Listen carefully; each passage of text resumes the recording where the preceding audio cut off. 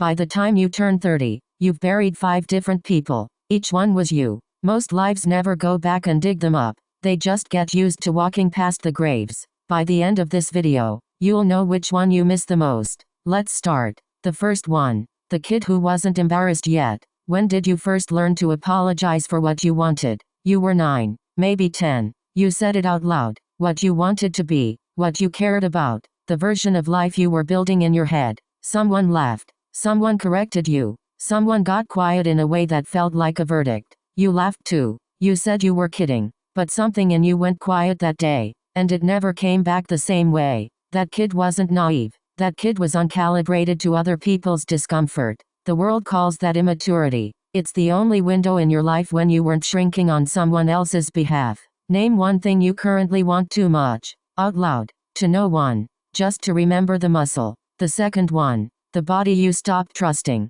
Are you the same person when no one is grading your appearance? There used to be a version of you that didn't audit the mirror, slept when tired, ate when hungry, ran without thinking about how the running looked. The body was a thing that did things. Then somewhere, 14, maybe 16, you started managing it, tracking, apologizing, compensating. The body became a project, a thing to be defended, optimized, hidden, performed. That body wasn't unmanaged. It was unsupervised. By you. For once. Not by the silent grading committee that follows you into every room. This week, one day, eat lunch without checking the time. That's it. That's the entire move. The third one. The friendship you let drift because asking felt humiliating. Who is the person you think about more than they think about you? You haven't talked in years. You've drafted the message 100 times. You've never sent it because they might not write back, and the silence would prove what you're already half sure of. So you let it stay frozen.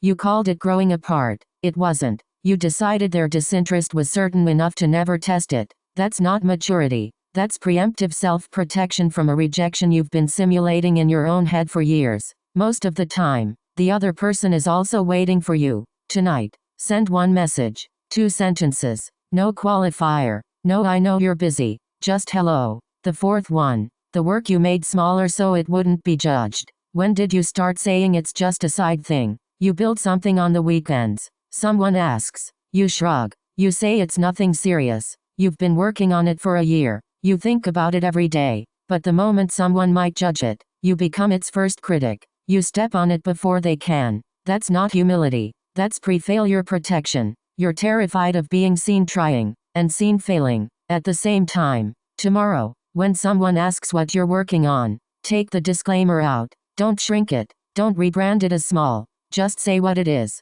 If this is landing, if any of those 4 buried versions just sat up in their grave, subscribe. We're building something quiet here. New videos every Monday, Wednesday, and Friday. The 5th one is the heaviest. The 5th one. The way you used to believe in something. What were you sure about at 20? There was a person, or a cause, or a future, or a version of God. There was a thing you would have stayed up for, argued for, maybe even bled for. It's gone now. You call it growing up. It isn't. Cynicism is exhaustion in costume. You didn't see through the world. You just stopped having the energy to want anything that hard out loud. The dream didn't die. You buried it because keeping it alive cost something every day, and one Tuesday you were too tired to pay. Pick one thing you stopped believing in. Just one. Write down what it would mean to believe in it again. Not forever. Just for a week. See what shows up. So, 5 things you buried. The kid who wasn't embarrassed yet. The body you stopped trusting. The friendship you let drift.